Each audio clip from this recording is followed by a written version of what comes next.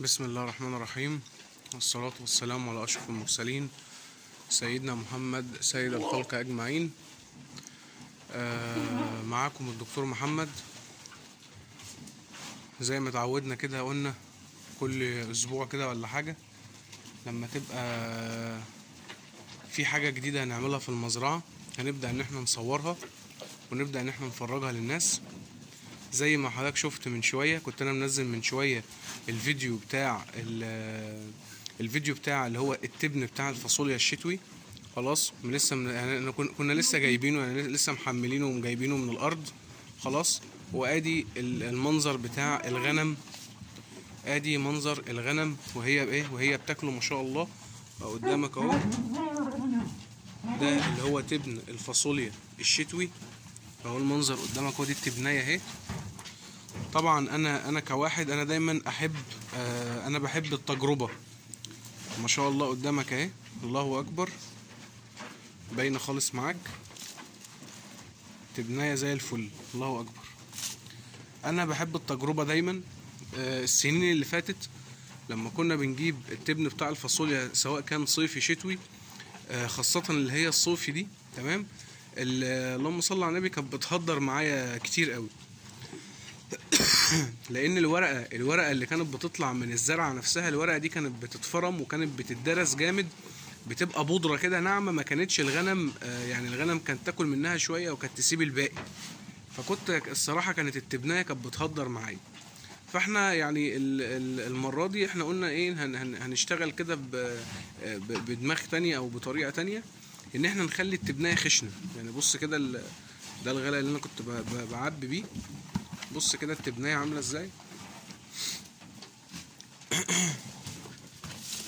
بص التبنية، وهشغل لك الفلاش بس. بسم الله بسم الله. بص يا باشا، الغنم هيتجننوا عليهم ازاي اهو، ما شاء الله قدامك اهو، هيموتوا بعض عليها اهو، الله اكبر، تمام. فانا قلت ايه، افتكاسه كده، خلاص. التبنية هسيبها زي ما هي كده، هسيبها خشنه مش هتتفرم، خلاص، بحيث انها تبقى التبنية خشنه، تقلل الهدر معايا شويه، بحيث انها تقلل الهدر معايا شويه، تمام. فما شاء الله يعني انا اللي كان الصبح اللي هو كان محطوط الصبح، انا لسه راميه دلوقتي. اشوف بس انا كنت راميهم فين، خليك معايا كده. بص كده، ده اللي اتبقى منه بس، اللي هي الحاجات الخشنه دي اهو، العصيان دي، تمام. حتى اللي بيقع في الارض اهو، بص ده اللي انا لسه راميه دلوقتي اهو، ده اللي في الارضيه اهو، هجيبهولك وتتفرج عليه اهي. ده اللي انا لسه راميه، يعني لسه منضف العلافه، انا رامي ده اللي هو الخشن قوي. حتى بص هم هتلاقيهم بادئين مقطمين فيه واكلين منه على قد ما يقدروا لما جاعوا. يعني ده حتى لما انت بتسيبه في الارضيه كده، لما بيجوعوا والجوع يقرصهم، تمام، بتلاقي كل معزه وكل غنمايه راحت واخده واحده من دي وقاعده تقرقش فيه، مش بيخسر يعني، تمام. فما شاء الله، يعني اللي بيقع في الارض ده كل ده بيلموه تاني، بيلموه بياكلوه تاني. وادي التبنه في الطوال اهي. انا قلت اجرب الخشنه دي، انا بقول لك انا جربت الناعمه ما جابتش معايا ايه، كانت بتهدر جامد. فانا قلت ايه، تعالى نجرب الخشنه دي، نشوف التهدير بتاعها والهدر بتاعها هيبقى عامل ازاي، تمام. فما شاء الله اشتغلت معايا كويس. ما يعني بقول لك انا لسه داخل النهارده بنضف الطواله، يا ريتني كنت صورتها الصراحه. مفيش خالص، يعني العيدان اللي انا رميتها حاجات صغيره خالص، تمام. طيب النقطه الثانيه، الفايده والقيمه الغذائيه. القيمه الغذائيه بتاعه التبن بتاع الفاصوليا ده، تمام، سواء كانت صيفي او شتوي. بص انا ده غلا اهو، تمام. ده يعني ده الباقي، ده شويه الباقيين منه. بص انا هشيل ده وتشوف انت بنفسك، شوف انت بنفسك الحبوب بتاعه الفاصوليا اللي وقع. انا مش هقول لك بقى حاجه، انا بقول لك ده غلق واحد من اللي انا حطيته، تمام. انت اهو، ده واحد بس من اللي انا حطيته. غلق واحد بس. بسم الله. فطبعا كل ده الغنم بتاكله. انا هطلعهم لك بس اهو، خليك معايا بس ثانيه واحده، ثانيه واحده.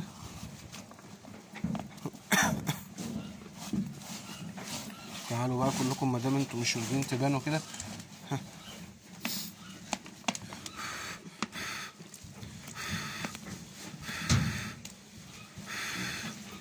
اهو باين معاك خالص. الله اكبر. بص يا باشا اهو، 1 2 3 4 غير اللي واقع تحت اهو. بص بصوره هنا احسن. كل دي حبوب فاصوليا، حبوب فاصوليا، فاصوليا فاصوليا فاصوليا، كل دي فاصوليا. خلاص اهو. شوف كام حبايه، كام حبايه فاصوليا واقعه من التبنايه اهو قدامك اهو. تمام. ازوم لك اهو. تمام. كل ده، كل دي حبوب فاصوليا. طبعا ده هيروح نازل كده دلوقتي اهو، يروح نازل لهم كده. شكرا، مش عايزين منها حاجه بقى، نطفي كده. انا دلوقتي ضامن ان كل معزه اهو. بص هيعملوا بقى ويبداوا ايه يجيبوها. بص المعزه، بص المعزه بتعمل ايه. بص المعزه بتعمل ايه. هتجيبهم وتاكلهم اهو. ما شاء الله. بص جابتها ايه. ما شاء الله. تمام. هو ده المطلوب.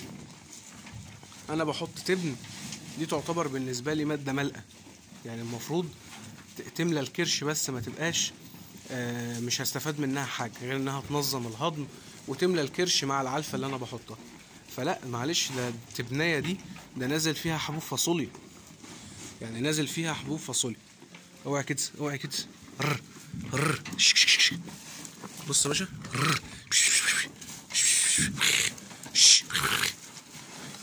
بص اللي واقع. شايف الحبوب اللي واقعه قد ايه في التبنايه. كل دي حبوب باينه معاك اهي، كل دي حبوب اهي. تمام.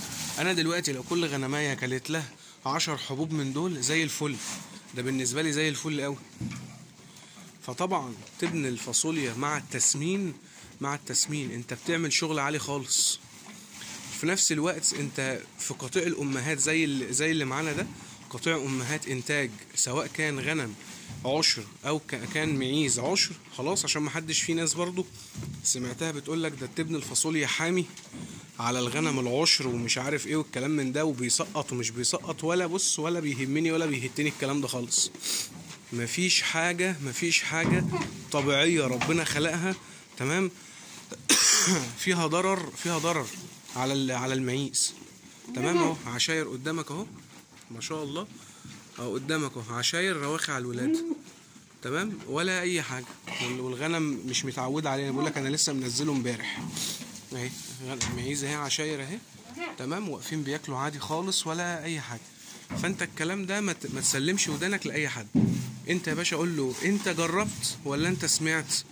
هيقول لك لا ده انا سامع، ده انا قريت، ده انا شفت فلان الفلاني بيقولوا. خلاص قول له شكرا، احنا عايزين واحد بيشتغل من ارض الواقع، عايزين واحد بيتكلم. لا ده كان مربي وفعلا استخدم تبن الفاصوليا وعمل الكلام ده. لكن انا بقول لك انا شغال بيهم ما شاء الله، ولا اي حاجه حصلت منه، زي الفل تبارك الله. دي نقطه. النقطه الثانيه انا دلوقتي بقول لك انا موقف قطيع غنم تمام، وموقف قطيع معيز امهات انتاج. في اليومين الغم اللي احنا عايشين فيهم دول والعلف الغالي والعلف الغالي ده تمام. معلش يعني مين اللي هيحط علفه لنعجه تمام، لنعجه علشان ياخد منها خروف ولا ياخد منها جدي ولا مش ما ينفعش. فاحنا بنحاول قدر الامكان ان احنا نقتصد في العلف.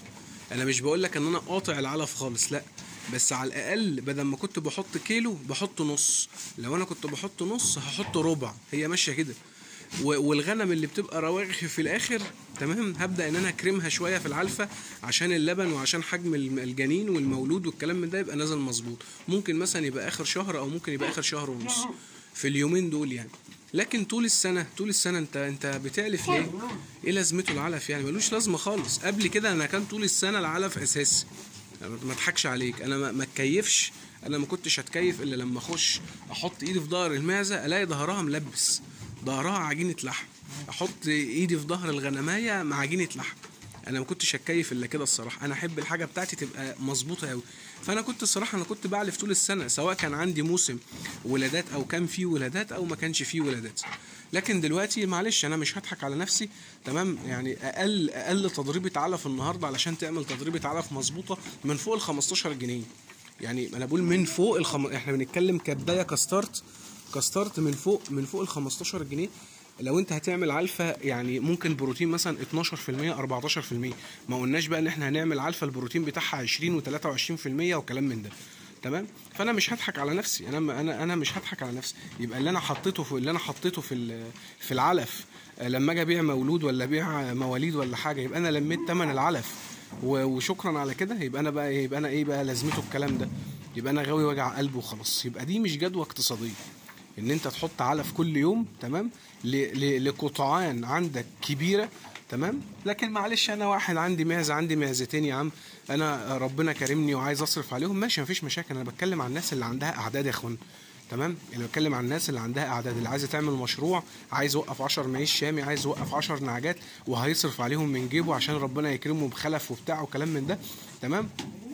واحد زي ده لازم يقتصد، لان انت كل حاجه كل مليم انت هتقتصد فيه وان انت هتقلله من المصاريف، تمام؟ هو ده المكسب بتاعك اللي انت بتحوشه في الاخر، في اخر الموسم لما ربنا يكرمك ان شاء الله ويبقى عندك موسم ولادات، تمام؟ طيب يبقى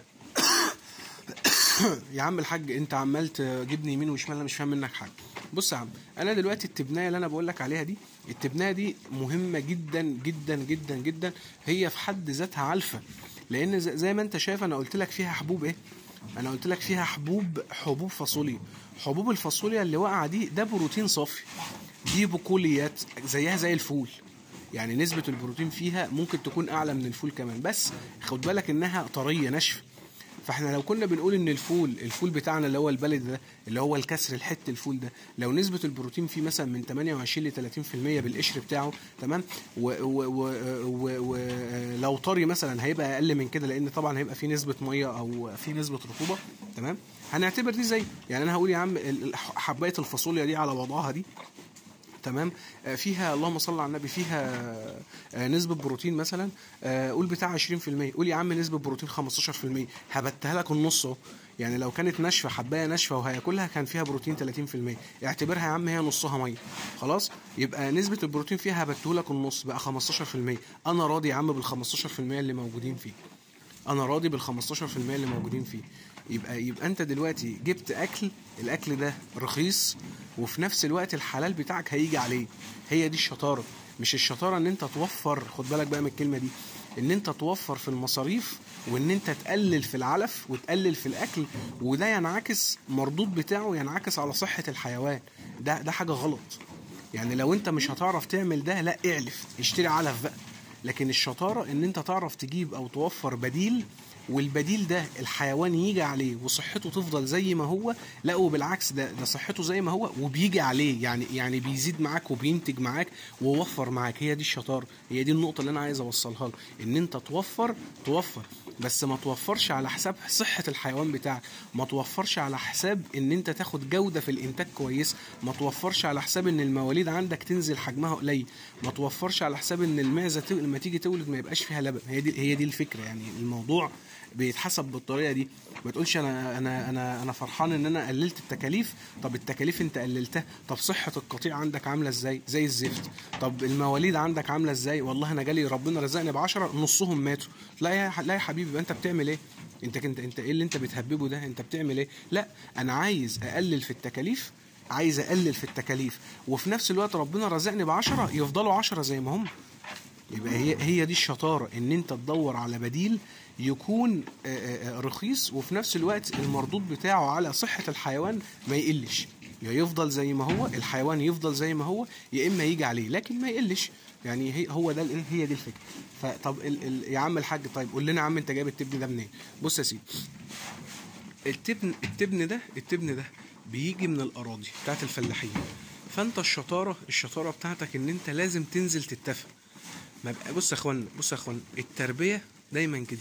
التربيه مسؤوليه، التربيه مسؤوليه. سيادتك قاعد مفخد في بيتك متدفي تحت البطانيه، ما تدورش على مكسب، ما تدورش على مكسب. طب مين الشاطر؟ شويه تبن زي دول بيبقى زي اللقيه كده للغنامين، بيبقوا زي اللقيه شويه الغنامه بقى اللي هم بيسرحوا بالغنم والكلام من ده، هو ده الكلام بتاعهم. الغنم بتاعتهم طول السنه بتبقى على الكلام ده. هتلاقي في موسم برسيم هتلاقيهم بياكلوا البرسيم، عندك موسم اللهم صل على النبي فاصوليا هياكلوا الفاصوليا. تخش على الصيف هتلاقي مثلا المكان الارض بتاع السلاج هتلاقيهم بينزلوا بالاراضي في مكان السلاج وبينزلوا يكنسوا الاراضي. عندك الفاصوليا الصيف. بص طول السنه الارض دايما بيبقى فيها خير، والغنامين شغالين على الموضوع ده تمام. الغنام ما بيحطش علف، يعني لو هيجيب علف بيجيب كيلو ذره للنعجه الوالده وشكرا على كده. انا عارف انا بقول لك ايه، انا بقعد مع غنامين وبسمع منهم الكلام ده. مفيش غنام بينزل يشتري علف لنعجه موجود عنده. طول السنه النعجه بتسرح على الكلام من ده، وما شاء الله صحه الحاجه بتبقى زي الفل. بس التنوع في الاكل وفي نفس الوقت ان هو يعني بيديهم تبنه مظبوطه تمام. الغنم بتيجي عليه يا اخوانا، الغنم في الاول وفي الاخر دي حيوانات كنسه. يعني الحيوانات دي بتاكل المخلفات الزراعيه، ده رقم واحد. وربنا مهيأ لها جسمها انها تبني عضلات من اقل نسبه بروتين ممكن تخش في الجسم تمام. ركز في الكلام ده عشان الكلام ده مهم. فنسبة البروتين اللي بتبقى موجودة او القيمة الغذائية اللي موجودة في التبن دي، القيمة الغذائية هنا بتوصل من 5 ل 7%. ده اللي هو ايه؟ اللي هو في ورق الشجر اللي انت شايفه ده، وفي العود وفي الورق وفي الغلاف والكلام من ده، من 5 ل 7%. الغنم هتيجي عليه بس هتاخد فترة طويلة قوي لغاية لما تسمن معاك. يعني انا لو جبت خروف وقفته على الكلام ده ولف عليه السنه، ما هو هيزيد معايا وهيبقى وزنه كبير وهتبقى الدنيا تمام. بس قعد سنه بياكل تبن علشان يوصل لوزن مثلا 40 كيلو. في حين ان انا لو جبت خروف نفس الخروف واكلته كل يوم ربع كيلو علف ولا نص كيلو علف مركز، هيجيب الوزن ده في فتره اقل. هي دي الفكره، يعني هي دي المحور بتاع الموضوع بتاع التسمين على العلف المركز، والتسمين المفتوح اللي هو بياخد فترة طويلة اللي بيبقى موجود على الأدبان أو اللي بيبقى موجود على الراعي. الفكرة في الفترة الزمنية، لكن ده بيحول وده بيحول تمام. طيب يبقى نسبة البروتين أو القيمة الغذائية اللي بتبقى موجودة في التبنة دي زي ما قلت لك هتبقى من 5 ل 7% تمام. بس ركز ده لو كانت ما فيهاش حبوب فاصوليا خالص. طب يا عم ده أنا لسه موريك دلوقتي أهو، لسه موريك التبناية دي مليانة حبوب فاصوليا. هل أنا المفروض إن أنا هحسبها إنها على 7%؟ لا خالص. أنا هقول لك التبناية دي نسبة البروتين فيها هتعدي ال 10%، هتعدي ال 10% مرتاح، ممكن توصل ل 12%. أنا ما خدتش منها ورحت حللت. أنت عايز تحسب بالظبط بيبقى في تحليل في الكليه بتاعه الزراعه تمام، في معامل كده خلاص. لا انا مش هقول لك بقى مش كل تبناها هجيبها اروح احللها وبتاع، انا بقول لك بالويم بخبرتي بنسبه الفاصوليا اللي بتبقى موجوده فيها نسبه البروتين اعلى من 10%. فانا دلوقتي اكلت وشبعتهم وشربوا ميه وفي نسبه بروتين والدنيا زي الفل. انت عايز ايه تاني من الدنيا؟ انت عايز ايه تاني؟ زي الفل يا باشا، ده علفه، ده كده يعتبر بالنسبه لي علفه. فاوعى تفوت على نفسك فرصه ان انت توقف الغنم على تبن اللهم صل على النبي، تبن الفاصوليا ده.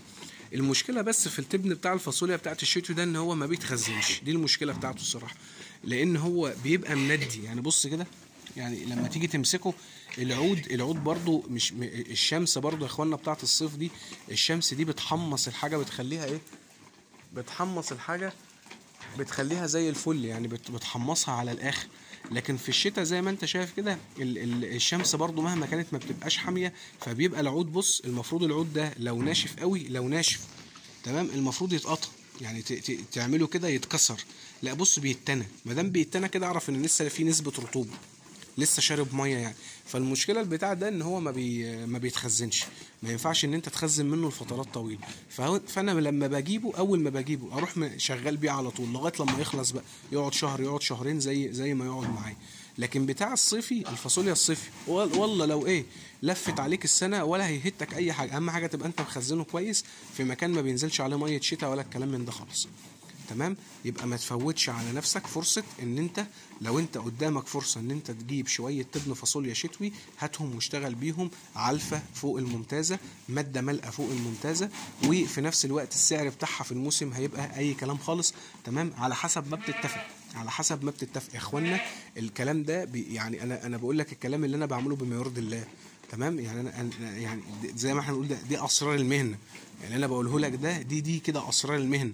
انا بقول لك الكلام اللي عايز يعمل بيه يعمل بيه، اللي مش عايز يعمل هو حر. ما حدش بقى يخش ينظر، وحد يخش يقعد يسمعنا كلمتين ما لهمش لازمه كلام من ده. انا في غنى ان انا اقف اقول الكلمتين دولت اصلا. انا شغال ودنيتي ماشيه زي الفل ومش محتاج حاجه من حد، الحمد لله بفضل الله.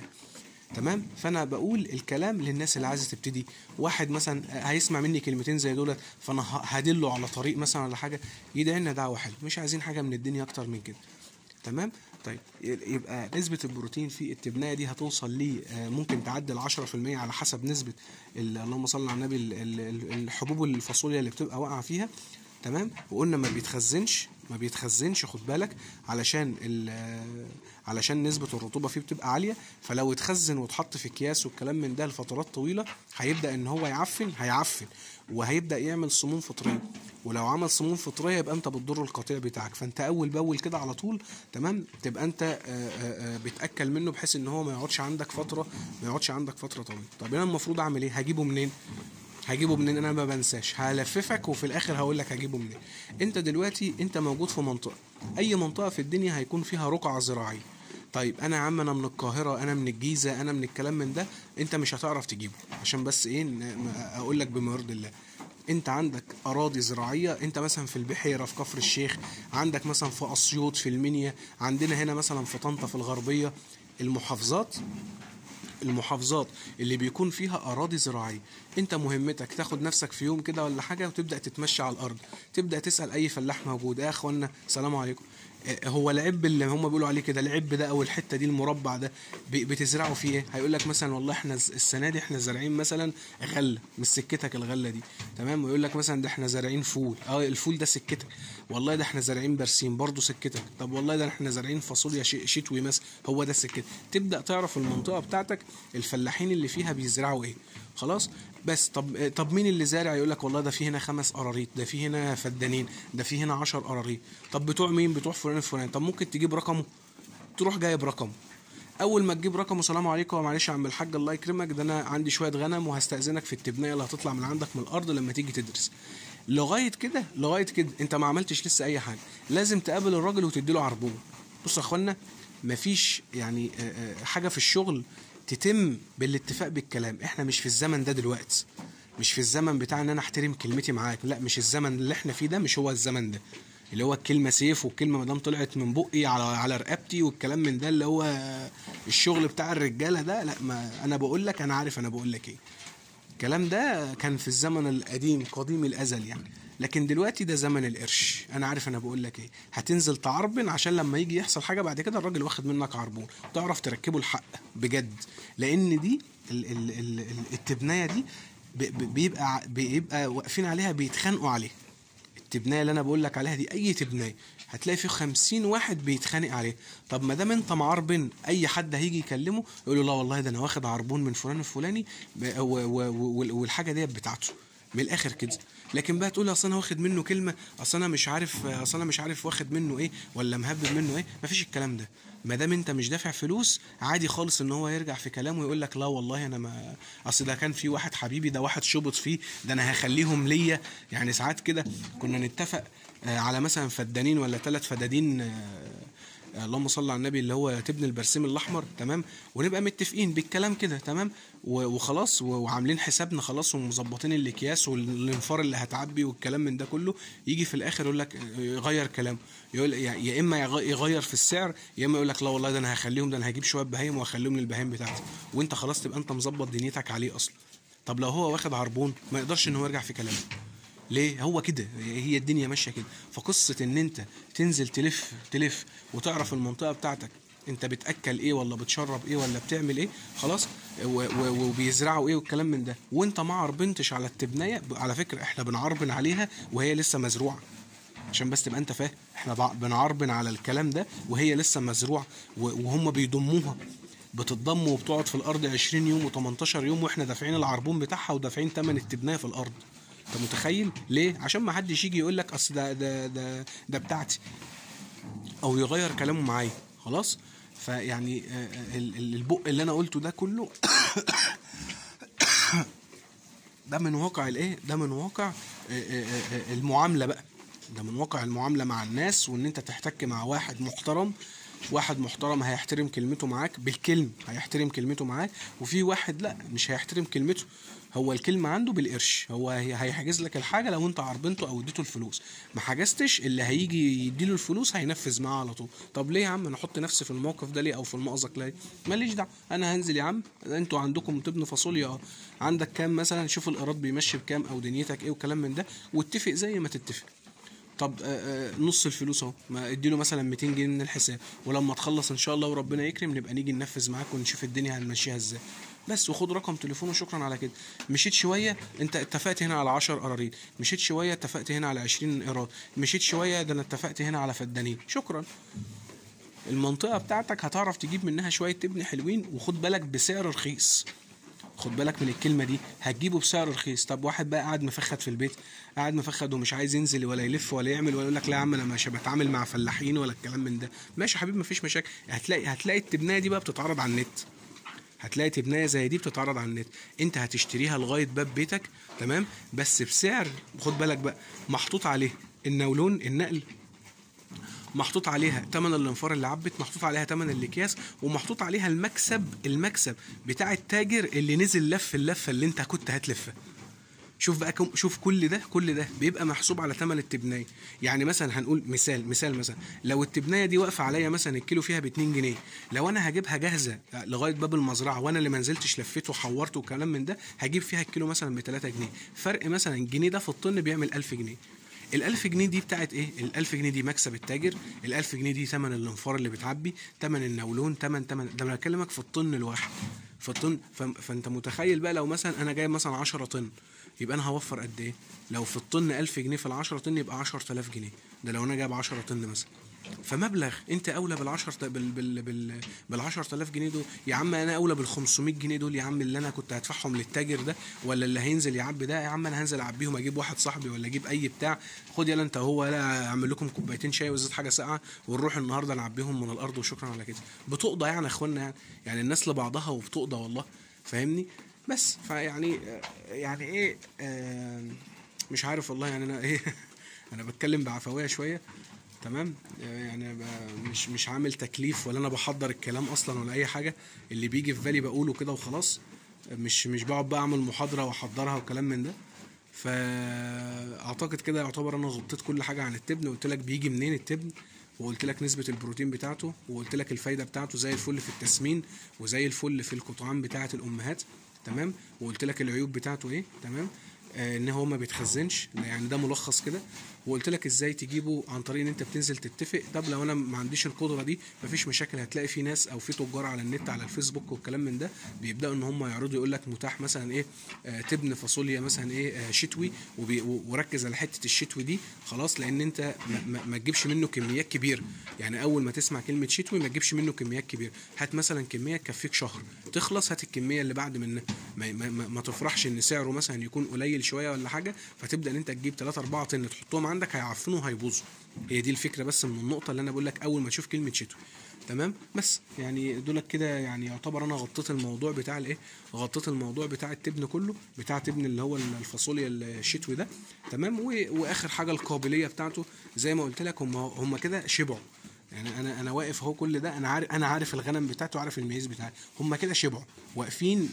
دي وقفه اللي هم ايه، احنا شبعانين فهنقعد نلعب في الاكل. لما الجوع بقى يقرصهم، تمام، هتلاقيهم بقى راحوا واكلين كل اللي انت شايفه قدامك ده خلاص. ولو ربنا كرم ولا حاجه، بكره انا جيت هصور لك الطواله وافرجك على الهادر بتاعه، اللي هي الفكره بتاعت ان انا عامل التبنيه خشنه بس. ودي تجربه، يعني انا بحب دايما اجرب كده يعني. تمام يا اخوانا، ولو حد محتاج مني اي حاجه انا تحت امره.